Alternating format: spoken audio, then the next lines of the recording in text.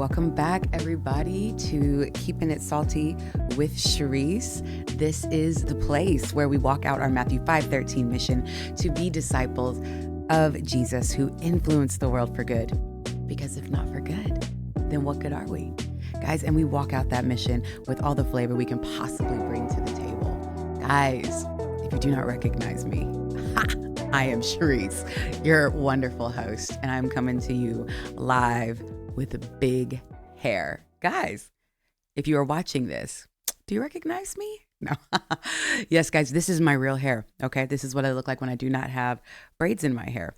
So yes, I am naturally a curly girl. And when I started recording this podcast, I was braided up, but your girl had to give it a break. And so this is me all natural. So if you're watching, hi, this is what I really look like. No, guys, it's been a minute. All right. I feel like it's been so long, but it's only been I only missed 1 week, but it feels like it's been so long. We had spring break last week for our homeschool co-op. So I took a break so I could just be at home with my kiddos. And it was a much needed break, guys. You would think that we could take spring break whenever we want. Homeschooling is a busy life, guys. Do not let, just don't be fooled. Okay. Do not think that homeschoolers can just take off whenever they want, because that is not true, or at least not for us. It's not. I tried to keep a pretty tight schedule. And so I was definitely happy to have spring break. What did we do over the spring break? Well, I painted my bedroom. So that was fun. And what did we do? We worked on some end of year projects. The co-op we're a part of is really active. And so there are some big projects that we have coming up. And so we kind of touched on those. Let's see. Since I have last recorded and posted an episode, my husband and I, we had the opportunity to kind of teach together, testimony, kind of do a little marriage ministry type thing together. We've been leading worship together for the past, I don't know, maybe 4 or 5 years. And so that's one area of ministry that, I never in a million years thought we'd be doing together. And there's been, so many times whenever I go to speak somewhere and teach, and him and my daughter, they'll come and lead worship at an event that I'm teaching at. But this was the first time that he and I actually sat down and got to teach together. And it was really a sweet time. We kind of shared a little bit about a testimony that we have been kind of enduring. We're not quite out of it yet. Just a season in our marriage from the beginning of this year. And we got to share it with a group of men in a recovery program. And that was really sweet because we're still kind of in it. So we were just kind of sharing about our experiences leading up to it, kind of how we're working through it, and just God's faithfulness along the whole journey. So that was a really neat thing we got to do. Also, I got to announce that I am going to have a glam baby, you guys. Yes, I am officially going to be somebody's grandmother, you guys. I am going to be a grandmother. Isn't that crazy? It is crazy. I am going to be a grandmother. My daughter, yes, she and her husband, they are expecting my first grandchild. I am not, however, going to be called grandmother. No, okay? I just turned 40 last year. That is not happening, all right? I'm going to be Shay Shay. That is my grandma name. I am going to be Shay Shay. I will refer to my grandchild as a glam child. If you did not catch that, that is GLAM, glam child. That is what I will be having, all right? Because whatever child this is, male or female, they will be glamorous, okay? So it'll be my glam child. But I am so excited. I'm so happy for my daughter and her husband. I am praying for a girl. I am just, my twin boys, they are 10, going to be 11 this summer. So I just feel like we just, kind of got out of, boy world, and we're still very deep in it, but I mean baby boy world.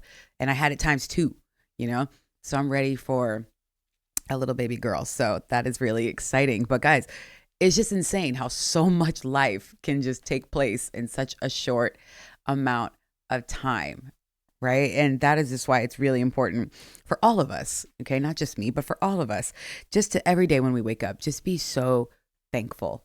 Just every morning when you open up your eyes, before you reach for your phone, before you do anything else, just take a deep breath and just be so thankful. Just be thankful to God for his grace and his mercy that is new every morning. Because every breath that we take, every time we get an opportunity just to open our eyes and a new day begins, it is a gift. And I think it's so easy to get caught up in just the everyday. It just comes and it goes and it comes and it goes. And I think we just expect it, that we lose sight of the reality that every single day that comes and goes is a true gift from God. It is a gift. It is not, it's something that like has to come to us, you know? And I think we take that for granted sometimes. And I want to read you this verse, and we're going to go back into the Old Testament in the book of Lamentations, and we're going to be in Lamentations 3. And this is not a book that I read out of often, okay? The book of Lamentations, it means to lament, okay? That's what this means. And it is definitely a book of lamenting, which just means, to like sorrowfully, basically like crying and pouring your heart out in deep, deep, deep anguish and sorrowful, kind of just pleading and before the Lord, and just, it's just a very pitiful state to be in, a state of lament. Okay. And when you cry and you pour out, and the author of the book of Lamentations is unknown. There are speculations of who it might be, but overall, it is an unknown author. But the book of Lamentations is basically speaking of Babylon's destruction of Jerusalem, and it's kind of going over that. And so in chapter 3, though, I'm going to read verses starting in verse 17. Okay, and we're talking about these mercies and this grace of God. And this is the author speaking. Verse 17 says, "My soul is bereft of peace. I have forgotten what happiness is. So I say, my endurance has perished. So has my hope from the Lord. Remember my affliction and my wanderings, the wormwood and the gall. My soul continually remembers it and is bowed down within me." So basically, this author is referring to the state of Jerusalem as well as his own state. And so this is how, this is the state that he is in as he laments, the condition of himself and the condition of Jerusalem and how he is feeling, okay? His soul is bereft of peace. He has forgotten what happiness is, okay? His endurance has perished, okay? He's in a bad way, okay? But where this really gets beautiful is in verse 20. It says, verse 21. So he has said all of these things. In verse 20, he says, my soul continually remembers it and is bowed down within me. Okay. Verse 21 right here. But this I call to mind, and therefore I have hope. Okay. I love that part right there. He's talking about as bad as things are right now, as bad as my life may seem, as empty and as hopeless as I may feel right now, I recall this I recall to mind, and I find hope in this. And this is what I'm going to read you. Okay. I love this. Verse 22, the steadfast love of the Lord never ceases. This is what he recalls to mind. The steadfast love of the Lord never ceases. Guys, this is what he finds hope in. All these verses that I read you, this man is in a really bad way, okay? He is not doing well, okay? Or just at all. And he is saying, hold on, but I remember this one thing, and in this one thing I can find hope in, that the steadfast love of the Lord never ceases. His mercies never come to an end. His compassion, his mercy never comes to an end. I love that. They are new every morning. Great is your faithfulness. Verse 24, the Lord is my portion, says my soul. Therefore, I will hope in him. How beautiful is that? Isn't that something that we should probably wake up every single morning and almost read to ourselves every day? As bad as yesterday was, if you did have a bad yesterday, I don't know, maybe your yesterday was wonderful, right? But some of us, okay, have had really bad yesterdays. Some of us may wake up feeling broken. Some of us may wake up feeling a bit in despair, because it's really easy to feel that way. It's really easy to feel broken in this world because we live in a broken and fallen world. And it's easy to fixate on those things. It's easy to fixate on the despair that is around us. Okay, just like the author of Lamentations. But in verse 21, he remembers this thing, right? He remembers the faithfulness of the Lord. And I think that that is something that we have got to hold on to in these weird times, in these hard times, is the faithfulness of the Lord. And if you are out there, or you're listening to this and you're like, I don't even know what that is. Hey, send me a message, leave a comment. I would love to chat with you so that I can introduce you to who the Lord is, so that you can begin this relationship with the Lord, so that you can start to understand what it is to know the faithfulness of the Lord. Okay, because you are missing out, and I don't want you to miss out. Okay, I want you to know what this is. But he's saying all of these things about the condition of his life in the moment, this hopelessness that he feels.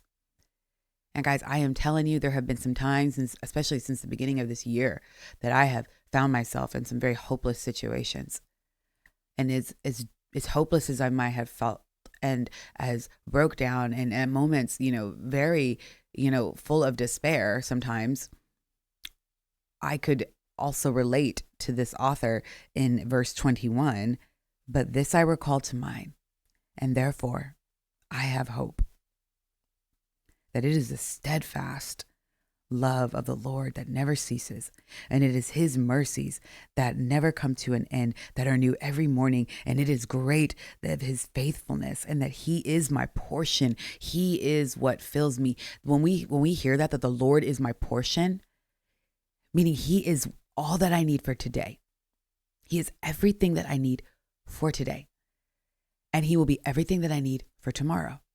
He is my portion. He is just enough. He is exactly what I need in this moment. And he will be exactly what I need 2 hours from now. He was exactly what I needed to get me through the night. He was exactly what I needed to take a breath this morning. He was everything that I needed to empower me to open my eyes, to swing my legs out of the bed, to stand up. He is my portion. He is everything that I need. He is where my hope is found. He is where my peace is. He is steadfast. He is immovable. He does not change. He is the same yesterday, today, and forever. He is not like the things of this world that change constantly. No, he is faithful. He is my portion. And if you caught my last episode when we were talking about, Lily Phillips, and thank you, for sticking around after that one. I don't typically want to put out episodes, okay, that I have to, have disclaimers for. So I appreciate you listening through that. That story meant a lot to me. And I know it meant a lot to some of you guys just through the conversations that we've had since then. But the whole point of it was me talking about a girl who is just broken, and me talking about a lot of people in this world who are broken and really searching for love and validation in all the wrong things. And many of us, we all do it on one, in one form or another. Maybe some of us are not going to the extremes of, okay, Lily Phillips, all right, but we are all desperate for something. All right, we are all out here searching for something, and at different seasons of our lives, we might be trying to fill different voids in our lives with other things that are not the Lord.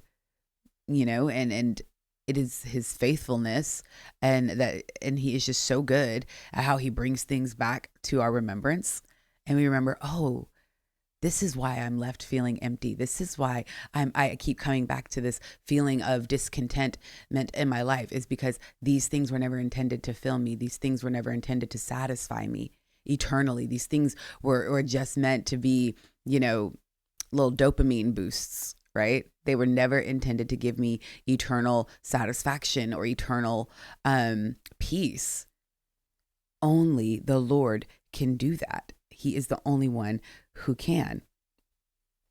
And so anyway, I would say since that last episode, however, it's just crazy how these things kind of come in waves, these trends and these topics and these kind of topics of conversation. I'll just put it that way, because since I talked about that, just in this little, almost 2 week span since I've talked to you guys last, there have been 3 other, YouTube creators that I follow, or channels or whatever, that have kind of talked about a topic similar, or not really similar, but just a topic that is a nice little flow from what we talked about last. But these 3 YouTube creators all talked about the same thing, and it is along the lines of modesty. Okay, and you're probably like, what does that have anything to do with what you talked about last time? But I promise you, it does. It goes together. But guys, I know people hate that word, and they're like, oh, Sharesse, where are you going with this? And what does that have to do with the Book of Lamentations? I promise I'm going to bring it all together. So just hang with me. But people hate sometimes talking about this whole topic of modesty, and I promise I'm not going to stay on it for too long. But hear me out. So I used to think that the word modesty was a bad word. Okay, I did. But it's really not. Okay, it's not. It doesn't have to be. I'll say it like that. It doesn't have to be. And there are people out there who choose to weaponize it. Okay, and shame on them. Okay, shame on those people who weaponize this, because it doesn't have to be a bad thing. Modesty does not have to get the bad rap that it gets. We can teach the people in our lives. We can adopt the mindset of modest is hottest. Okay. We can make t-shirts that say that and give it to our kids. No, but I'm going to give you the, just the Webster's dictionary, definition of modesty. And it says it is the quality of not being too proud or too confident about yourself or attributes. Okay. The quality of not being too proud or too confident about yourself or your attributes, which is so vague, because whose definition of too proud, right? I feel like it's like, well, you think I'm being too proud. Like, that gets a little muddy, I think. The second part to that definition is a propriety in dress, speech, or conduct. Okay, so there's Webster's dictionary definition of modesty.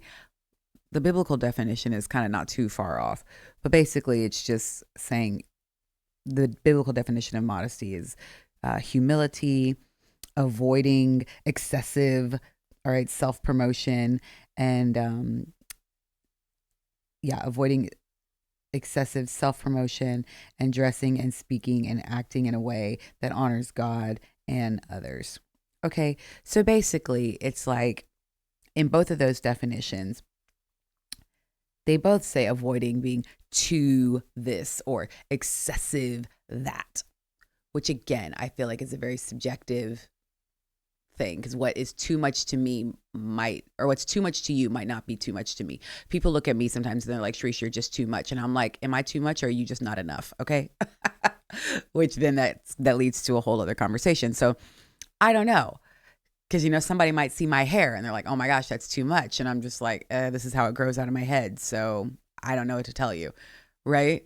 So this is why the conversation needs to be had, because I don't think we can just necessarily look at the word modesty and just assume that it's all about outward.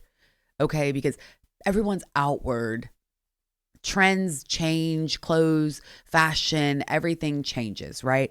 I think modesty has got to start not on the outside, it has to start on the inside. Okay. And with that biblical definition of modesty, there was a little caveat, a little side note that kind of came with it. And the biblical definition of modesty, it must be rooted in humility and understanding who we are in Christ. All right. That's how this ties in to our last episode. Okay. And kind of how this ties into our verse found in Lamentations. Okay. Where we find all of our hope, where we find our stability, where we find our joy, where we find our peace, where we find our hope, everything stems from a life and an understanding of who we are in Christ, a life that is rooted and founded in Christ. Every good and perfect thing comes from that. And so the first YouTube clip that I saw that was talking about this topic was the show The Breakfast Club. This is a radio show that has been on for so many years. It's in New York. It's not a Christian show or by any means. It's a hip hop radio show. I used to listen to it all the time. It's kind of fallen off. I don't really enjoy it too much, but they had Felicia Rashad on, and I absolutely love her. If you don't know who that is, you remember, the Cosby Show. Okay. Miss Huxtable. But she was speaking, and basically she was just talking about, how she feels about when she goes on college campuses to speak, and just how kind of heartbroken she's been by kind of looking at the college girls and just kind of how they've been dressing. And she kind of just very sweetly just kind of spoke to the girls, and she was like, ladies, you are queens, and how you dress, you don't have to look like this, and you don't have to wear just like strips of fabric. And she spoke so sweetly, and golly, she is just such a just a woman of just grace, and has done so much in her career. And she is just so poised and so well spoken. And I cannot believe the backlash she got. These young girls just came at her because I think part of what she had said was, and no man is going to want a girl who's dressed like that. And I think that was the part that really got people was, why do y'all think we're always trying to dress for a man? Why can't I just want to dress like this for me? And I just kind of laugh, because I'm like, I'm sure at one point I used to say things like that too, knowing I was lying to myself and trying to convince everybody else that I was not running around half naked trying to catch a man. No, I was just doing that for myself. Yeah, because I felt proud and completely comfortable walking around like that, just wanting to see myself. But I was walking out in public like that. No, I didn't want any man to look at me. No, not at all. Come on now. Anyway. But yeah, I couldn't believe that, for as sweet as she was, that she got completely drugged for saying those things. And then the next example that I saw was Allie Beth Stuckey. She is a conservative Christian YouTuber, podcaster, and she had posted a clip, or she had just on one of her shows, but she had posted a clip from the show on Instagram, and I had shared it on my stories, and then I took it down because she had called girls who dress really kind of slutty at the gym. She had called them, she had referred to them as hoes. And I was like, that's not nice. Just because you dress a certain way doesn't make you like a hoe. Okay, you ain't out there necessarily sleeping with anybody just because you dress like that. And so I just didn't like that. But then I saw it again, and I was like, I'm going to put it up, and I'll just put a little disclaimer saying, hey, I don't agree with what she's saying here, because I just kept seeing more and more videos. And if you follow me on social media, then I posted all of this, and I got feedback from a lot of you guys who agree with all of these statements. So at least I know I'm not alone. But she was going on a rant about how girls dress at the gym. And here in a little bit, I'm going to read you guys something that has my thoughts about the gym. But she's not wrong. She's been out of the gym for a while, and she was just she got back into a gym, and she was talking about her thoughts about how she sees women dressing at the gym. And she's not wrong, guys. For about 10 years, I worked in a gym as a fitness trainer, and I competed. I was a figure competitor, and I was a personal trainer and a group fitness instructor. So, this was my career for a very long time. And I was a very fit woman for a very long time. And so even at my most fit in the gym, I always wore a shirt when I worked out. There was never a time, no matter how much weight I was lifting, no matter what kind of exercises I was doing. And my room that I taught aerobics classes in was huge. And I would have like sometimes up to like 35 people in that room, packed, huge fans everywhere. And sometimes the air conditioning didn't work. And this was in New Mexico. Okay. It was hot. It was nasty hot. And I still taught class and kept my clothes on. So if I can do it, you girls nowadays in well air conditioned gyms, y'all can keep your clothes on in the gym. Like you can, you really can. So don't tell me, oh, I can't work out like this, but you can. You really can. But anyway, so she went on that. And of course I went and read the comments on hers, and hers was a mixed bag because of just the type of people who follow her. But she got drug a little bit too. And then this other guy on YouTube, Alan Parr. I just started recently following him about this year. He's a kind of like an evangelist, an apologist, and he's been around the YouTube scene for a long time. Him and his wife both teach, and he listed like 5 things that Christian women need to stop wearing. And I watched that one with my husband, and at the end of it, my husband kind of agreed. He was like, yeah, he's got some things, he's kind of said some things about crop tops and leggings and all this stuff. And I think as a man, I get what he's saying, but I think if those things are styled right, they don't have to be as offensive.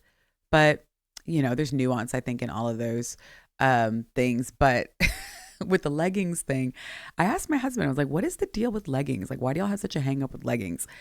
And an example that the guy Alan used, he had said, ladies, if you don't understand what leggings on a woman like does to a man when we see, he's like, imagine if you as a woman had to walk around in a world where men were just walking around in the streets wearing Speedos.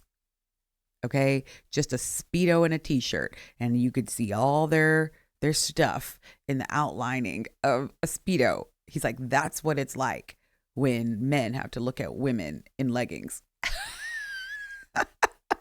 And I died laughing. I asked my husband, I was like, is that true? Like, is that what it really is for you? Especially if a woman's got like a butt. I was like, sorry, you girls who ain't got no butts. But I asked my husband, I was like, is that really what it's like? And he kind of looked at me. He was like, yeah, I guess so. Yeah. And I was like, oh my gosh.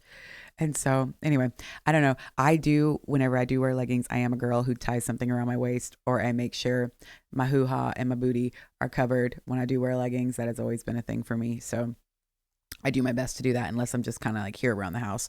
But if I go out in public, I do try to make sure that I cover my bits, okay? Because I am a woman of a certain age, and I just feel like that's appropriate. So anywho, those were the things that I had watched, and I was just like, oh my gosh, why is everybody talking about this like just right now? But I really feel like this whole conversation about clothing is never going to be a conversation that will ever come to an end, okay? I just don't think it's ever going to be something that we'll all settle on, and I think it's just because it's all subjective. Everyone's going to be able to argue. Everyone's going to be able to justify and come up with excuses and say, well, no, you're just being like this. And well, because, this one outfit's going to look this way on a curvy girl. It's going to look different on a skinny girl, and trends change and standards change, and it just changes. Right. And, I just feel like what's more important, okay, when it comes to the discussion of modesty, is the heart condition, modesty of the heart. Okay. And I would ask the question, instead of being like, what are you thinking wearing that? Okay. I think the better question to ask is, what's going on with your heart? How is your heart? How's your heart? And I was in a small group of some girls a couple years ago, and one of the questions, we were in a group together for like a year, and one of the questions we would ask each other every week before we'd start our devotion is, how's your soul? It's a question that a lot of people don't ask each other, and we would go around and we'd tell each other that. But I guess the question that we need to ask in discussing this topic is, how's your heart? Because everything that we do, everything we think, everything we say comes from the posture of our heart. And we'll go to another verse in Philippians chapter 4, verses 8 through 9. Pretty familiar passage. This is Paul speaking. And if I remember correctly, I believe he is in prison at this time. Okay. And, Paul is just kind of an all around great guy. Love this guy, Paul. And he's writing to the people in Philippi, I believe. And we're in verse 8, chapter 4, verse 8. It says, "Finally, brothers, whatever is true, whatever is honorable, whatever is just," oops, I covered my thing. Sorry. "Whatever is just, whatever is pure, whatever is lovely, whatever is commendable, if there is any excellence, if there is anything worthy of praise, think about these things. Whatever you have learned and received and have heard and seen in me, practice these things, and the God of peace will be with you." Guys, how's your heart? These are the things that we need to be thinking about these things that are true, things that are honorable, things that are just, things that are pure, things that are lovely, things that are commendable, things that are excellent, worthy of praise, right? Because out of our heart, our life flows. And you can kind of tell how somebody's life is going by the things that flow from them, by the things that they meditate on, by the things that they're thinking on. You can kind of tell what they're thinking on and what they're meditating on and what's going on internally by what comes out of them. You know if somebody's been thinking about things that are true and honorable and pure and lovely, right? Because they kind of have that countenance about them. But you can also tell when someone hasn't been thinking about things that are so pure and honorable and lovely and true, because they don't have that. They don't reflect that. And so I want to read you guys something. Hold on real quick.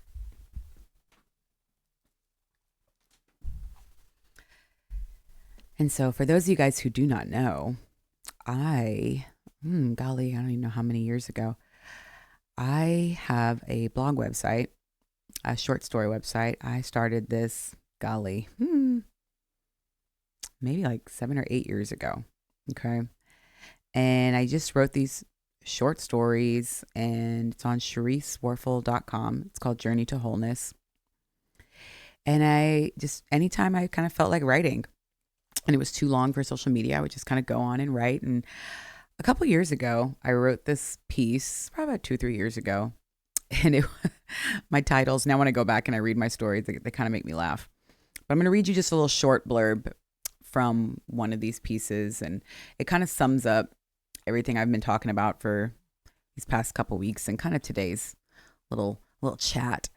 But the title of this blog piece was called "Thoughts from a Reformed Thought." Kind of clever with that name, right? If you don't know what a thought is, THOT, the acronym, stands for "that hoe over there." There's a little, sorry if you got children listening. Sorry, that's what that stands for. Okay, so I'm referring to myself in my old self as that. So thoughts from a reformed thought. And so I'm just going to read this to you. This is about halfway through I'll start here. After having Nevaeh, I bounced from one toxic relationship to another. To call them relationships is me trying to sugarcoat what was going on. From a young age, I found that my body and its features and what I was willing to do with them brought along a form of attention I was so desperate to have. I was trying to fill a God-sized hole in my heart with things that couldn't even come close to doing so. During college, I worked at a gym as a group fitness instructor. It was the greatest job.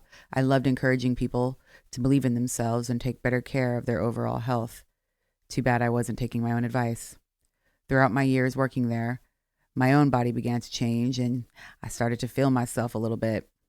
Not only were women taking notice of my fitness progress, but the boys surely were lining up at my yard, if you know what I mean. I loved the attention, and I didn't care who gave it to me. I knew what I was doing. I knew what I was wearing, and I knew whose eyes I was trying to catch. I witnessed so many relationships fall apart in the gym and at the club. Both places filled with a bunch of insecure people just looking for someone to boost their ego. And I was a part of it. Now, none of what I'm saying is absolute for everyone. Are there people who can go to the gym or the bar and then go home to their spouse with no hang up? Yes. Is that the majority? Probably not. With every flirtatious moment, another meaningless relationship formed. I was surviving off temporary flings when my heart truly desired real love and commitment. I became unaffected by boundaries I should have respected. If your man was talking to me, then that was your problem, not mine. I did everything to convince myself that I wasn't in the wrong, that I was going about my single girl business. Oh, how wrong I was. As I got older, my ways of manhunting shifted. God had begun slowly breaking me down and rebuilding me in His image. Life change was happening. I came to a point where I had to accept that in my sinful nature, I wasn't even worthy of the type of man I was praying for and seeking. The guy I wanted wasn't even looking for the kind of girl I was. I think it all boiled down to what my motives were and what was going on in my heart. My intentions at first were good, but consistent heartbreak turned a natural desire to be loved into a mission of recklessly living by my own rules. I don't even want to imagine what I would have been like if I had social media back then. It pains me so much to see some of the stuff people post. I can spot a desperate housewife on Instagram from a mile away. It's crazy what a meaningless heart or a thumbs up can do for a person who already feels unnoticed. On some level, we all desire attention. It just comes down to how far are we willing to go to get it. I feel our society has become one that has stopped caring about the other person. Women and men wear what they want, act how they want, with no concern for other people that may be in their presence. You never know who is struggling with what. Lust is one of the greatest sins that burden people. I remember when I was out bopping in the streets, I didn't care.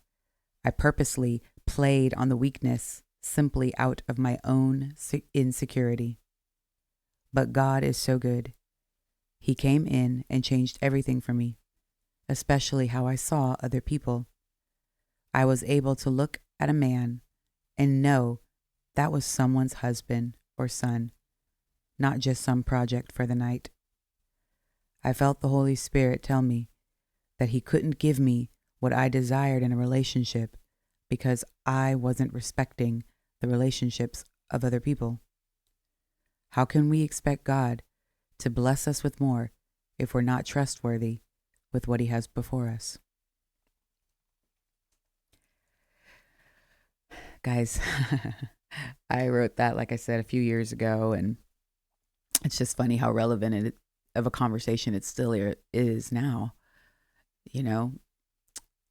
and talking about my past is probably one of my easiest subjects to talk about because I just feel like at this point I have no choice but to be honest about, who I was.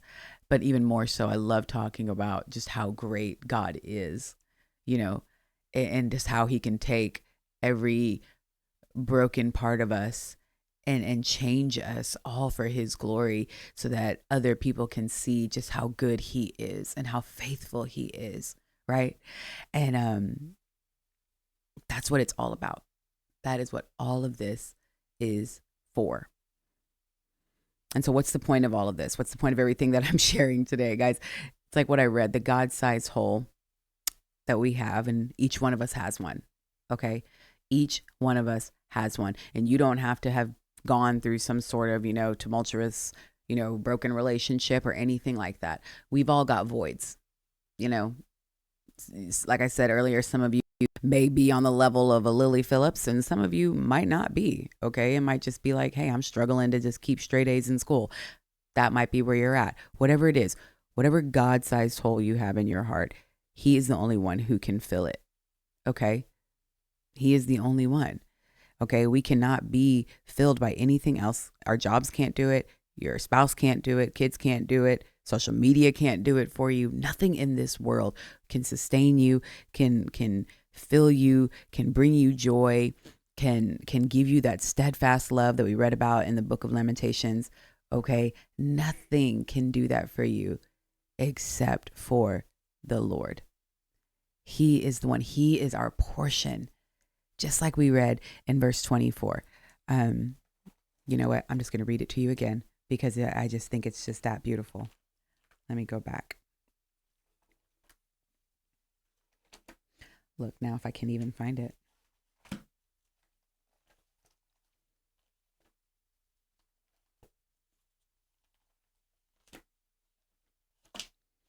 Well,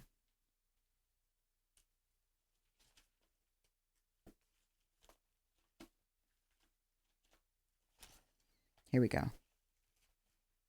Lamentations, chapter 3. I just love it so much.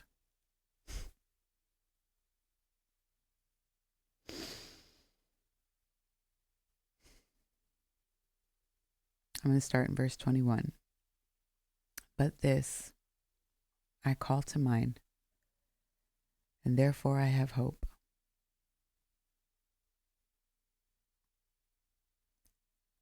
I truly, truly just feel in my spirit and in my heart that there is just someone who's listening to this. And I'm not trying to be one of these, weird people online who's just like, I got a word for somebody. I'm not trying to do that. But somebody out there feels very hopeless. That somebody might even be me. I'm telling you guys, it comes in waves. But I pray that you find hope in the steadfast love of the Lord that never ceases. Verse 22 says verse 22, his mercies never come to an end. They are new every morning. Great is your faithfulness. Verse 24, the Lord is my portion, says my soul. Therefore, I will hope in him. I love that right there. The Lord is my portion, says my soul.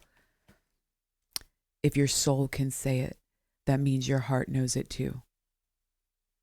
Who has your heart? Who has your heart today? Is it the things of the world? Or does the Lord have your heart? Because the more we keep giving our heart to the things of this world, or the more we keep trying to fill ourselves with the things of this world, we're just going to keep coming up empty. And our heart is left kind of floundering. It doesn't know what it's supposed to know. The Lord is my portion, says my soul. Does your soul know that? Does your heart and your soul know that the Lord is your portion? Do you know that the Lord is your portion, that the Lord is enough to sustain you, that the Lord is enough to keep you? He is enough to satisfy you to where you don't have to adorn the outside of you in such a way to get the things and the people of this world to stare and to gawk and to validate what the Lord has already called good. Because that's really what it boils down to. And you can keep trying to convince yourself that it's not for that. I mean, as much as I talk about being modest, I still, even when I'm wearing, there was a season in my life, every single day had to be sparkles over the top and glitter and bling and this and that and all the colors and the patterns. That was still a way of me trying to, cover up for something else I was feeling, mask something else I was feeling. It was. And I was just trying to convince myself, no, this is who I really, really am. Guys, let me tell you something. Those bedazzles, all those jewels and blings and stuff, that stuff is expensive. All right. All right. I love all of that. Trust me. Don't get me wrong. I love it. And it's fun. And it is still a part of me. But again, what was my intentions behind it? That's the thing. I knew my heart behind it. And God does too. And that's who you got to answer to. It ain't about what other people think. You got to answer to God at the end of the day. And I want to make sure at the end of the day that I can stand before the Lord with clean hands and a pure heart. Because He knows. He knows what's going on. And I don't want to be, deceitful before Him. I don't want to lie. I want to be honest before the Lord. I want to live an honest life before Him. And so He knows the condition of your heart. And so you might as well just come right out with it and just be honest. Be like, Lord, I am feeling some kind of way.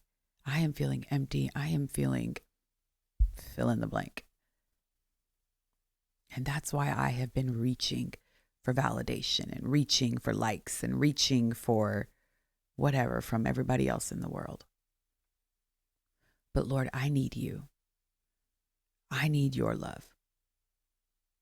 I need You to come in and sustain me, be my portion, be my identity, be my rock, be the one who loves me, remind me of who I am in You, and He will. But we got to make room for Him, which means we got to clear out the other stuff. And we got to stop chasing the things of this world, right? Because they will never fulfill us. It's like me back in the day, trying to fill a God-sized hole with things that could never sustain me. I knew what I was doing. And it was getting me nowhere.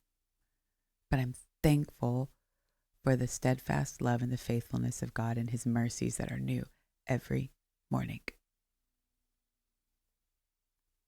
Guys, we got to stop running from the Lord and we have to start running to Him. And I pray that you will root yourself and build your identity in Him and who He says that you are. And stop worrying so much about the outside, because everything that is here on the outside will pass away. It will pass away. It will change. It will shift. It is not eternal. It is not everlasting.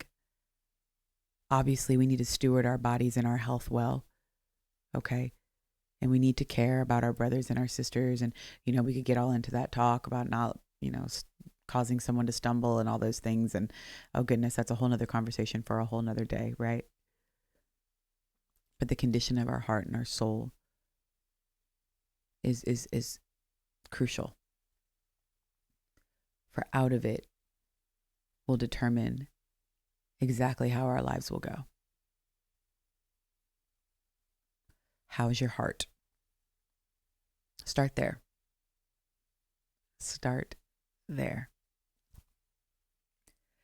Guys, I just want to thank you so much just for listening today. And I hope that you are just blessed by the conversation. If you didn't know that I had a little short story website, check it out. SharesseWarfel.com, Journey to Wholeness. They're older stories, but they're still good. They're a good little read. But like I said, I just thank you for listening today. And if you are finding value in this podcast, do me a favor. Please like, share, and subscribe. Leave me a comment. Leave a review. Okay. That just helps people find this podcast if it blesses you. But guys, I just pray that you will go from here, all right, completely fulfilled by the grace and mercy of a God who is absolutely crazy about you. Absolutely crazy about you. And I pray that you will be reminded, okay, and never forget that we are to go out into this world and we are to influence it for good. Because if not for good, then what good are we? All right, guys.